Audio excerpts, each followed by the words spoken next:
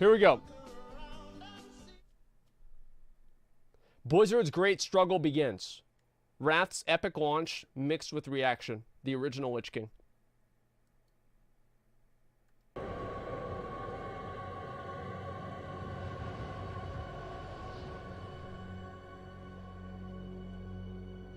This just came out, so I don't know, like, I don't know if this is gonna be good or not. Nobody knows.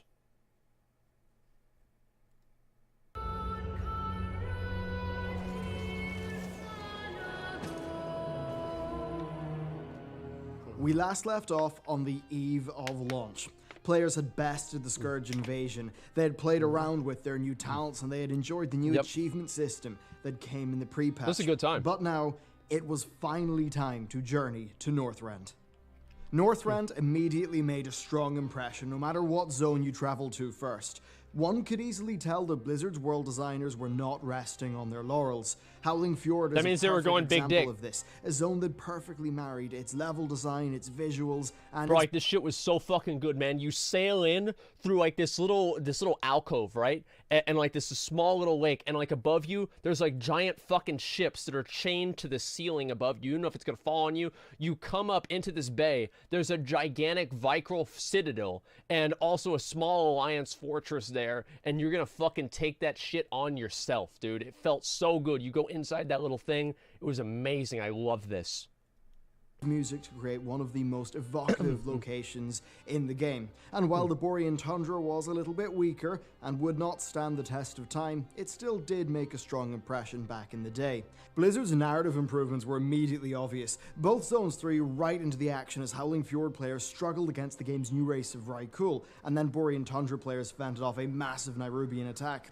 Both zones then split off in a few different directions, sending players on various little adventures, helping out the Explorers League, discovering what's up with the New Earthen. They did this, by the way, for everybody that didn't know, is because in Burning Crusade, everybody started in the same zone, and it created this bottleneck of players. So Blizzard's idea for Wrath was to have everybody go into either Howling Fjord or Boring Tundra. And that way, it would separate the player base, and you wouldn't have as many hang-ups. That's why they had both zones. Helping the Kalawak out and then taking down a Scourge base with the Saurian. That's right. Borean Tundra then had the subzone of Kuldara, which was the home of the Nexus. I fucking love that zone. And a focal point of the Nexus War, in which the Blue Dragonflight fought all other magic users at Malagos's behest. Overall, the quality and the pacing of this quest content far outshone that of the Burning Crusade, and players settled in for what was clearly the most immersive world that Blizzard had ever produced. Players would eventually gain those first few levels though, and then they would go to Dragonblight. This was our first taste of the Northrend that we knew from Warcraft 3. A big frozen wasteland, but one that still had diverse points of interest. Kalawak villages, various dragon shrines, and the war zone surrounding Naxxramas. The sheer scale of this zone was mightily impressive, but it got even better than that, with its latter half having some of Blizzard's strongest storytelling to date. That's true. Players having battled the Scourge Fucking for much incredible. of the zone would then team up with a hero of their faction, and this was all done with a level. Do you know how I know this is a video from a long time ago?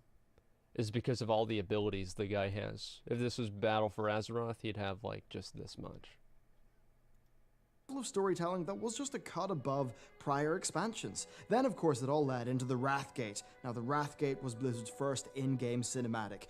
Crude by today's standards, and even by some of the standards of the day, but for Warcraft, it wasn't the best. A very large step Let's be honest. And that wasn't all. This directly led into the attack on Undercity. And this all came within the first few levels of the Wrath experience, and it served to further raise up tensions as we went to explore the rest of the continent. Following this up was very hard. I hated doing Battle for Grizzly Undercity on Hills, every Solsar character. Basin, and Zuldrak did not have as strong narratives, but they were all very well realized zones within their own right. Grizzly Hills is probably one of the most emotionally resonant zones, I would say, in an expansion. It's a case where the visuals and the music just came together to make players, well, pretty much feel at home. Zuldrak didn't really gel with me personally, but it did have a sucked pretty cool dick, let's be storyline about honest. the trolls selling out by was sacrificing their Loa. And then Solsar it was a Basin dick-sucking was an extremely zone. welcome change in pace. His Titan experimentation lab was a lush, dense jungle. You never did those quests. They were a waste of time. You had to go all the way up there and just do like 2 or 3 things. You never fucking did those. You just went down the bottom. You killed some deer. You killed some crocodiles. You tried to track down the cat. You killed the cat. And then you got mad at the guy guys, then you killed the other guys, and vice versa, and then you do the thing, and you're 80, right? I mean, that's the way that I did. Nobody ever fucking went up and did that. This was literally the only reason why people liked fucking Sholazar Basin is because the quests were simple as fuck. You had Hemant Nestingwary that said kill 60 fucking mobs, and you went and you killed 60 fucking mobs, and there was no weird kind of got click on this and make this weird fucking thing. No, you just killed the mobs, they were dead, that was it, and I loved it. Something almost entirely different from the rest of Northrend. It had solid quests, great visuals, great music, and a interesting enough mutually exclusive faction choice between the Oracles and the Frenzy Pod. I like this. Now, by the time players had done all this, they were level... The only problem with this is that the Oracles were obviously the correct answer. Like, anybody who went Frenzy Heart was a fucking retard. Because the Oracles gave you a mount. And you know what Frenzy Heart gave you? It gave you a toy. Like, you would obviously go... Everybody that was smart was Oracles. And you could tell, like, if somebody was good or not, if they were Oracles or Frenzy Heart. We had this one dipshit in my guild. His name was... I like this guy. I still talk to him. His name was Dakina. And he went Frenzy Heart. Jesus Christ. He was an enhancement shaman. I mean, I think that says it all. Level 77, and they unlocked Cold Weather Flying, which was a... Whenever this happened, I got level 77. Instead of going to level, I immediately went over to Icecrown, and I farmed titanium for like 3 hours. And I made so much fucking money, it was insane. Because nobody was there farming. So I just farmed out all of the fucking titanium in the entire game. And I sold that shit. I had so much money at the beginning of Wrath, I could buy anything I wanted. I loved it. Requirement pretty much for the final two zones. Easy. Icecrown Glacier and Storm Peaks. Icecrown what? They were level 77, and they unlocked Cold Weather Flying, which was a requirement pretty much for the final two zones. Icecrown Glacier and Storm Peaks. Both of these zones were designed with flying in mind, but in different ways. Icecrown was the seat of Scourge power. You had to fly because it was too dangerous on the ground. The best your faction could do was do small raids from an airship. This is exactly what they needed to make the Lich King feel strong and set the stage and really show you that you couldn't fight him yet. He was too strong. Of course, his raid would not be out for another year. Then with Storm Peaks, they went in a different direction. Rather than being so overtly hostile like Icecrown, it just had such a massive scale that you physically couldn't get around on a ground mount. And this made perfect sense for a Titan-themed zone where a human player should feel dwarfed by the ice giants and the Vrykul, the Proto-Drakes, and all the massive Titan structures and engines. Storm Peaks is what they should have revolutionized questing and zones to be. And instead of that, and you saw a little bit of this with Deepholm. I think Deepholm was another good example of this. Storm Peaks was a zone that whenever you finish Storm Peaks, there are very few people who said Blizzard should remove flying. Flying should be used in order to augment and enhance questing rather than just be a way to trivialize it. I think Storm Peaks was the best example of that. Storm Peaks is flying questing done right. Both zones had very solid narratives. Storm Peaks had us questing with Thorim, which would be a great tie-in to the future Ulduar raid, and of course the Ulduar dungeons. Fans of Warcraft 3 then got the Bronzebeard reunion that reintroduced Muradin to the story of Warcraft. Storm Peaks overall was a hell of a time. It had cool quests, there was dragon riding, loads of nice little set pieces, and it had a scale that just did not feel like anything WoW had done before. Then over to Icecrown, its narrative started off really strong. Blizzard made excellent use of phasing to give us a fast-paced narrative where we, along with the Argent Crusade, secure a foothold in the most dangerous part of the continent. I remember this quest specifically right here is because we did this in a group with my friends, and I went AFK in one turret while they killed all of the other mobs in the other turret. I actually wasn't AFK. I was just sitting there doing nothing because I didn't want to have to click the button. This was one of their strongest set pieces to date, and it was like level 79 or something at that point. Quests like Crusader Breidenbart, and then a whole host of really strong questing throughout Icecrown, which would see us learn more about Arthas and perform all sorts of covert strikes against the Lich King. This was made all the stronger because of our relationship with the Lich King and how it developed. You'd see him pop up in dungeons. He was at the Wrathgate. You saw him in Zuldrak. You met him in the Howling Fjord, and all of this gave the player a stronger sense of the Lich King and the expansion's antagonist. It showed us what the character that we played in Warcraft 3 had become, and that was very powerful for the story. Northrend had brilliant zones and, for the time, brilliant questing. But that wasn't all. Dungeons were a major part of the experience. And here's why I liked Northrend questing. I'm gonna look this up.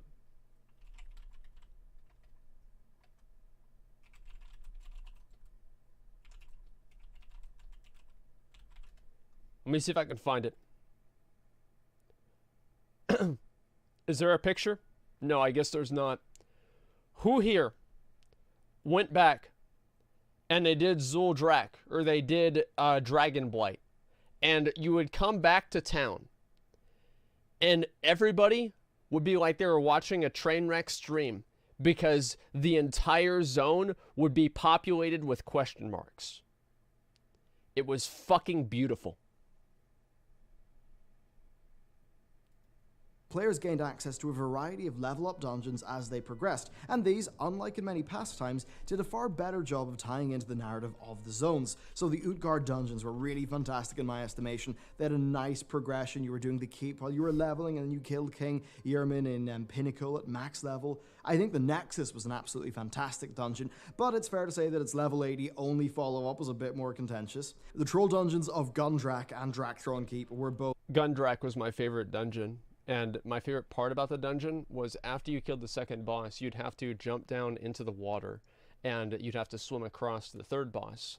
And there would be these little piranhas, and the piranhas would attack you. And if you were a cloth wearer, like there's a huge difference between cloth wearers and plate wearers back then with like how much damage you took from mobs. These little fucking piranhas would eat you alive. So what I would do is that if there was somebody in the group that I didn't like, I would act like I was going to jump down because I usually be tanking, and I would let them jump down, like the mage, and he would jump down, and the piranhas would swarm him and kill him. It was the best part about the entire dungeon. I love Gundrak. Both really solid offerings, and while the Halls of Stone was a little bit in the average side, Halls of Lightning was really, really damn cool. As for Violet Hold, well, like its Legion reincarnation, it sucked back in the day as well.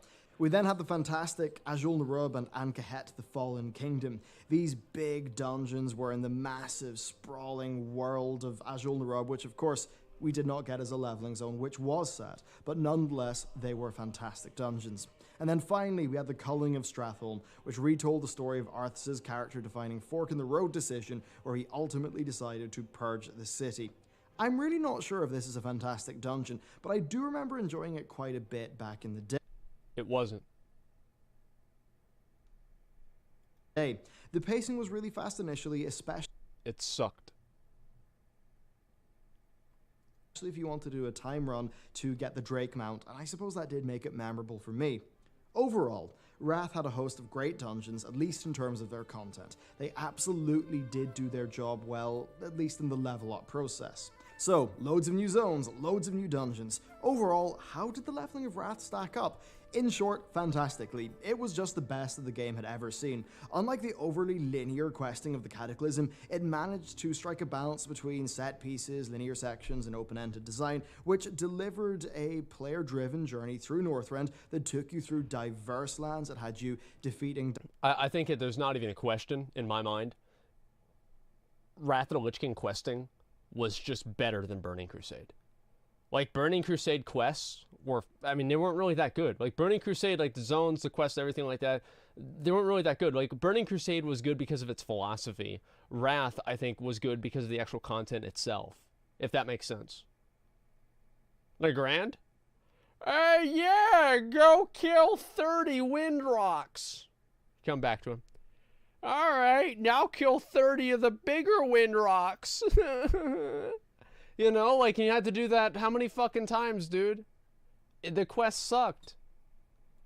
Diverse enemies, and this was all greatly aided by the fact that you did have the Titan and the Nexus War subplots, and then welcome breaks in pace like the Tuskarr and Sholazar Basin. Now, it's important to remember that we were still in a very different era of the game. It really wasn't as much of a fast-paced, gameplay-oriented experience as it is now. The journey really did take precedence for many players, and Northrend was perfectly designed for that.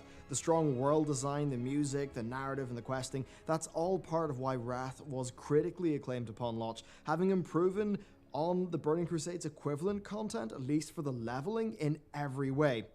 Agreed. But that's not everything, because we need to talk about the end game. So, the world was tremendous, but MMOs, even back in 2008, they would have to live or die by their endgame. That's now, right. With Wrath, That's this what matters. endgame would vary wildly as the expansion progressed. On launch, Wrath is best categorized as an accessible version of the Burning Crusade, but with a few extra bells and whistles. Now, seeing the success of TBC, Blizzard likely wanted to open that experience up to more players. So, like TBC before it, Wrath's endgame consisted of dungeons, raids, PvP professions, and reputations. Exciting. None of that should be surprising to a modern World of Warcraft player, but what might be surprising is the slower pace. Now, to be clear, the pace of Wrath was blistering as compared to the Burning Crusade, but not so much when compared to the game as we find it today. So players would be doing daily quests for the game's many factions. Now, first, those factions did have some really cool mount rewards, but also, importantly, they had vital pre-raid gear as well as useful enchantments that would be needed.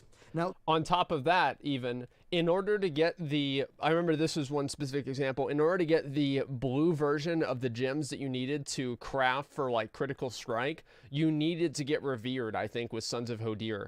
So there were actual reasons, and because it was harder to get revered with Sons of Hodir, it created a value through scarcity that people that were able to go through that quest line as a jewel crafter gained through doing that isn't just an innate value of getting the reputation itself, but also now you have the privilege to create an item that so many people need that is unique to just you and everybody else who did that thing. So locking those patterns behind the reputations actually created a bigger incentive for people to work towards their professions, because they knew if they could do both of them, they would get money. The dailies were about on par with those of the Burning Crusade, and to be honest, I found them somewhat engaging but not amazing. Now, WoW was still young, and it's important to remember that getting the basic rewards was still exciting to people. Progression was quite simple and quite fair, so investing time into that content just felt reasonable and worthwhile to people. Progression was let's fair. Get into the cycles of gameplay. So most players would be doing their dailies. Then true. Wintergrasp would be another vital part of their gameplay. Now, this battle would kick off every few hours, and it would bring in players from all around the world. It would bring in all of the Alliance Kel'Thuzad players, and it would bring in all 2 of the Horde Kel'Thuzad players. And we would take these tanks here, and we would aim all of the tanks directly on top of the graveyard that the Horde players would spawn in. And as soon as they left the invulnerability barrier, they would be immediately deleted by a barrage of fucking tanks and artillery that is like... It felt like it was like Afghanistan or something. It was a bad time for them. And the determination buff, it didn't matter how much health they had, they were going to die in like 1 second anyway. It doesn't even matter. You would earn Wintergrasp commendations, which would get you some pretty decent rewards, but importantly, victory would give you access to the Vault of Archivon. Now, this initially one-boss raid was very easy, and essentially it did act as a chance of some free loot. Not so much that it would greatly devalue gear, and it did have the benefit that, well, it would give people a nice little dip into a raid-like experience that, unlike the modern world bosses of current expansions, still kind of felt like raid content because it was a pre-made group. Now, Wintergrasp was not balanced on most servers, and it was not a perfect system by any means. No, it wasn't, what I will say, though, is that it did its job quite well. It gave pace to Wrath's endgame, and it provided a valuable activity for casual players that didn't really take away from the hardcores. Now, as for Wintergrasp itself, I think people just wanted the fantasy of a big siege, and largely that is what they got. Now, Vault of Archivon wasn't the only small raid in this expansion. We also had Sartharian's Lair, which... See, here's what they need to do. Is they need to make one of the new brawls, and I don't know why they don't do this. They said they were going to do this, but I don't know if this is ever going to happen. They need to make the brawls that they have, instead of brawl for, what is this here? Not Cooking Impossible. Nobody gives a fuck about that. Like, just go ahead and scale up Wintergrasp or Tolbarad to level 120, or scale everybody down to 80. It doesn't matter which way you do it. And then have everybody be able to queue into that, create an instance zone, or allow people to go in there and phase them into different instance zones, and allow them to participate in Wintergrasp and Tolbarad now that there are mechanisms that create parity between Alliance and the Horde, which obviously don't really work that well, but it's better than the way that it was. And you'd be able to go back, do these fucking, these sieges and everything, and people could legitimately experience what Wintergrass was supposed to be for, in many people's circumstance, the first time. And even for people that did it back then, the first time in the way that it was supposed to be.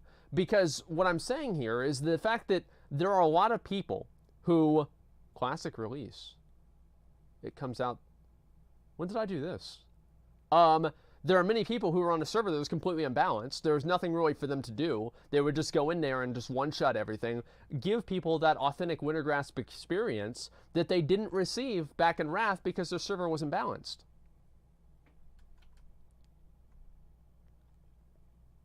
This day is one of my favorite instances because of its difficulty mechanic. It's actually one of the first examples of a heroic mode. So her room had 3 mini-bosses and a bunch of trash. If you killed all of the mini-bosses and then killed her, that was Sarth 0D. It was really easy because the boss just had some pretty clear and simple mechanics that I'd say were a really good introduction to raiding. Now, if you left the mini-bosses alive, then they would join the fight, and that made it much harder. Sarth 1D, 2D, and 3D were all quite hard, and they would give you greater and greater rewards. And that really was an important thing. It was probably the hardest content in the game at the time. It was. If you saw somebody with the Drake mount reward from Star 3D, you knew they meant business. And then finally there was a third one boss raid, which was the Eye of Eternity, that had a simple enough achievement that players would be able to unlock decently quickly. Now, all of this meant that casual players had quite a lot of stuff to do every week, and best of all, it was pretty good quality content that didn't waste their time.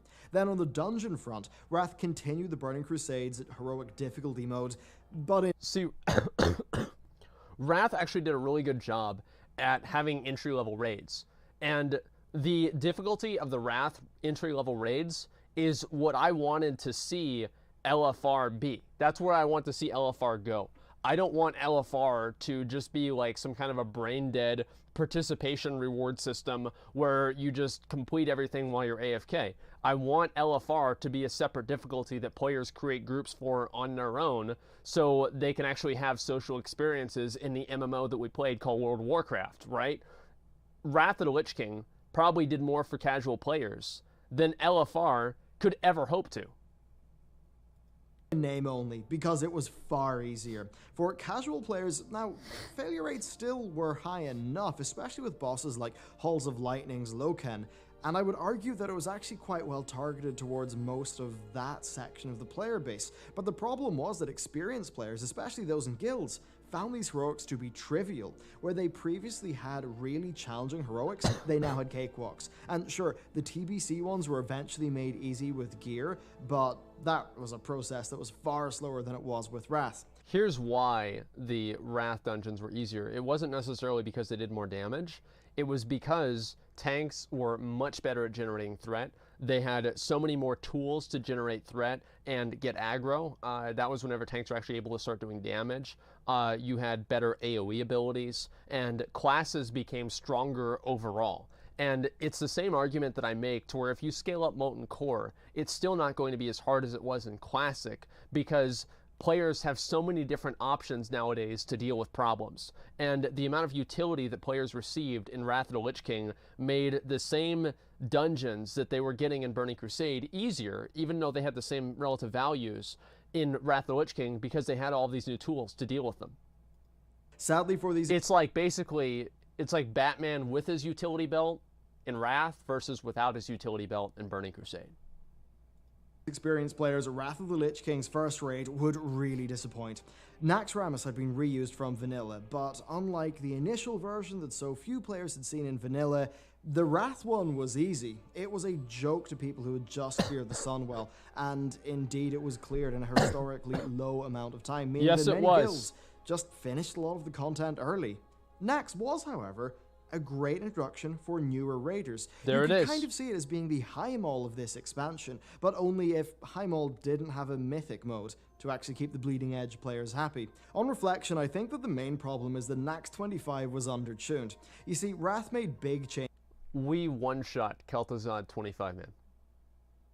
Like, we literally went in there, my guild, the first time that we ever pulled the boss, we killed it.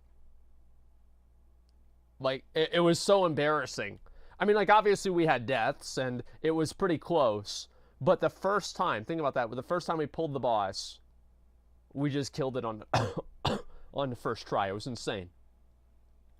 Changes to raid difficulties, and raids came in both a 10 and 25 player mode, with 10 being easier and 25 being harder. So 10 being easy and kind of accessible, that was totally fine, but, well, the option that was in place for the dedicated players just was not up to par. This, along with the easier than immortal expected achievement, dungeons, basically, led to widespread criticism of Wrath of the Lich King's endgame. Now, it still did perform quite well, and that likely made it clear to Blizzard that serving this casual audience was a worthwhile ambition. Wrath of the Lich King would go on to, well, essentially nail this balance. But then their subsequent response to this throughout Cataclysm, Mists, and beyond would really define many of World of Warcraft's modern struggles. Now, much like the content, that's about gearing right. and progression is also best That described is about as being right. an accessible version of the Burning Crusade.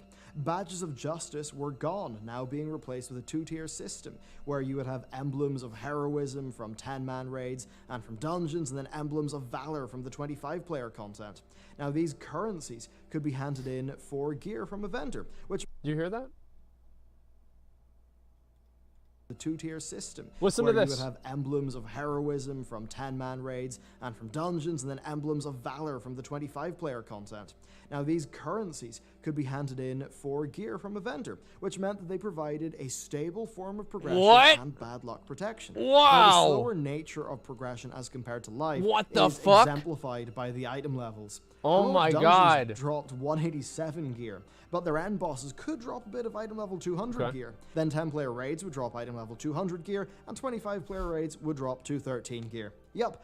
The entire initial endgame spanned 26 item levels. Contrast that to BFA, where it right now spans like, what, 300 to 385, and you really see the difference. Gearing was slower, and the range of item levels was also smaller. You would not replace gear as often, and even though there was a lot of loot as compared to the Burning Crusade, the progression still was paced such that upgrades did feel impactful. Now, for the casual players who did not get the Nax Ramus loot bonanza, gearing was a well-paced hybrid of lucky drops from heroic end bosses, doing their daily quests for rep, partaking in... Because each of the end bosses in the heroics, you would be able to do them, and there was a chance that it would drop an epic item. It would always, I think it would always drop one epic item, but you didn't know which one it was going to be. So you would want to run it every single week. Like, so like for me, there was the Red Sword of Courage, which dropped from King Yimron and Utgard Pinnacle. That was the best tanking sword that I could get outside of Nax Ramus, which obviously the tanks in my guild would have priority for. So I would run it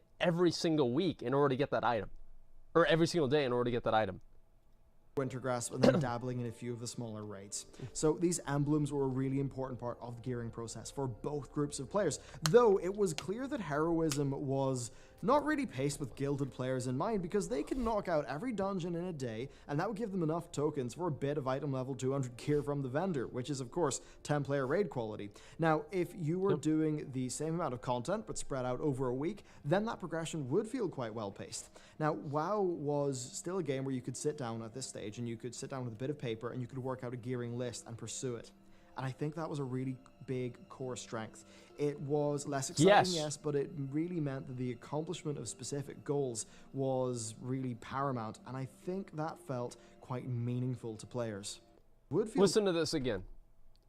This right here is, I think, at the very core of the problem with the philosophy of the current game. This right here is what's wrong. Listen to the difference between these two things, right? The excitement versus accomplishment. Quite well paced. Now, WoW was still a game where you could sit down at this stage and you could sit down with a bit of paper and you could work out a gearing list and pursue it. And I think that was a really big core strength. It was less exciting, yes, but it really meant that the accomplishment of specific goals was really paramount, and I think that felt quite meaningful to players. Now, past that, you would be spending... See, like, look at even the vocabulary that Bellular uses, right? You have excitement, and then accomplishments and meaningful, right? The other words, like kind of like that are at odds with each other. Excitement and meaning is what really counts and what matters. And you compare that with what we have now, or sorry, meaning and like accomplishment is what matters, and what we have now is excitement. So it's just like the entire, like the emotion behind the game isn't there. Spending time hunting down enchantments from reputations and from professions. That's You'd right. be color matching your gems and you'd be theory crafting to get the ideal mix of stats while still maintaining your hit and expertise caps as well as the defense cap if you were a tank. Now, those caps were not exciting, but they did sort of add to the sense of progression, and they gave you some initial goals besides item level, which was less of a be-all, end-all back then than it really is today. What else were people doing? Well, at this stage, you've got to remember that WoW was only 4 years old. The basics were just more interesting than they are today, and in many cases, they were also paced slower. So things like earning money to get the Traveler's Tundra Mammoth, that really motivated people and provided a good goal. Gold inflation was also quite reasonable, and the market, at least from my memory, was quite healthy, being supported by an economy that was really quite fun to engage with. I still remember pouring hours into the Saronite and Cobalt shuffles, as well as all of the different gold blogs that I'd read back in the day. So in short, the story... I would never do any of that. The only thing that I would ever do is I would just farm shit out. I would farm out like low-level dungeons. I don't know why I thought that was fun to do, but for whatever reason I really enjoyed that, and I would AoE farm low-level dungeons and just sell rune cloth, because for whatever reason people would still buy rune cloth so they could turn it into the other different factions to get the special mounts. The story of Wrath of the Lich King's launch endgame is really the story of how it was experienced differently by the casual and hardcore players. Blizzard had, though, for the first time, thrown a bit of a new spanner into the works, because it also brought the Death Knight. So how did the Death Knight pan out? Well, it was completely overpowered, and it ruined the game, and it completely trivialized half of the encounters in Naxxramas, and especially Sartharion, because of the amount of ways they can deal with Sartharion's breath whenever all the dragons were up.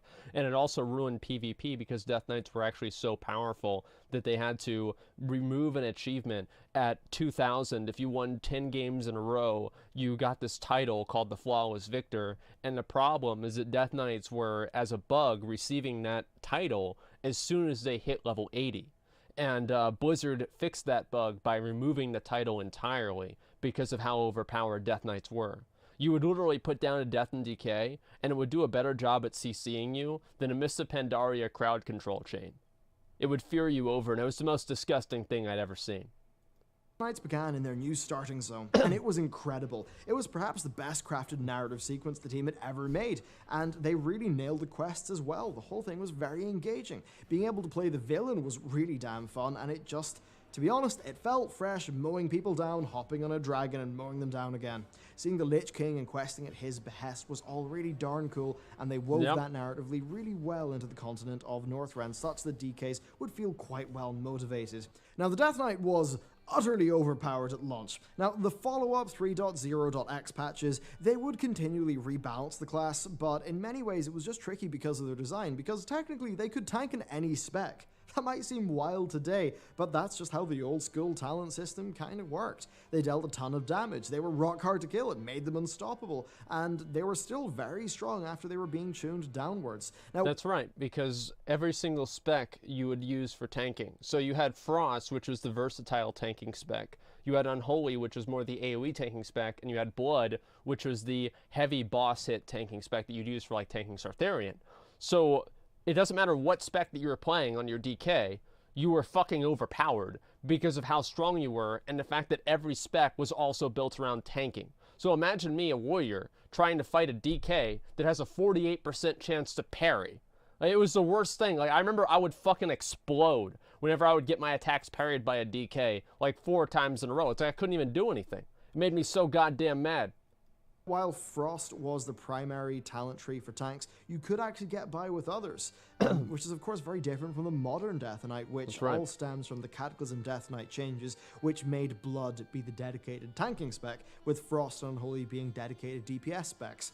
Now, I'm not going to lie, playing a DK was fun. You were so powerful in day-to-day scenarios that you were a hero class. Silly. That's what you were. Leveling was especially funny as you chewed your way through Outland. Now, class mechanics aside, the experience of playing a Death Knight was just really strong. They started off in what's likely the best starter zone yet, loads of fun quests, and it used phasing fantastically. It really showed how the world was reacting to the terrible actions that you were forced to take. And it then ended in a set piece that was massive for the lore, and it really set you off on your quest to end the Lich King. And while their mechanical power was questionably high, for sure, Blizzard, in broad strokes, did execute World of Warcraft's first hero class quite well indeed. I mean, again, barring the balancing, it was executed him because he was dead. a bit silly having all DK dungeon groups for the first while, but still, they did pretty well, I suppose. So, how did all of this actually do? Well, the game jumped up to 11.5 million from its TBC high of 11 million. The actual game ended up being the fastest selling PC game of all time. It moved 2.8 million copies in 24 hours. Reviews were very high, and the game seems to have performed very, very well, even though the more dedicated players obviously did pick up in issues that reviewers would not have felt. So let's wrap up the endgame, because you've seen how people geared their characters, you saw the content that they do, you've seen how DK's impacted the game, but really you've not seen many of the things the expansion's known for. Heroic raids are nowhere to be seen, the same goes for Dual Spec and for LFD. That's right. Wrath of the Lich King at this stage, it was a casual version of the Burning Crusade. Easier difficulty and then iteration on the experiments of WoW's first expansion. That's what Wrath was. But the next year would morph World of Warcraft into a radically different game. Blizzard would even find a working solution to one of the modern game's largest problems, only to struggle to rediscover it in the game's follow-up expansion. So, join me next week, where we chart out the story of Wrath of the Lich King and how it transformed from TBC, but a little bit casual, into really modern World of Warcraft, because this is the expansion that saw probably the most change in its life, and it's a tremendously interesting story. I would say so, yeah. Massive implications for the rest of the game. That's actually true. And really so much of what we see today and the popular dramas of the last 5 years, they all stem from the development of Wrath of the Lich King in its post-launch lifespan. That's why I said Wrath wasn't my favorite expansion. Be sure to subscribe to the channel to be notified about that. Right fucking there. Thank you very much for watching this video. I hope you enjoyed it. And with that,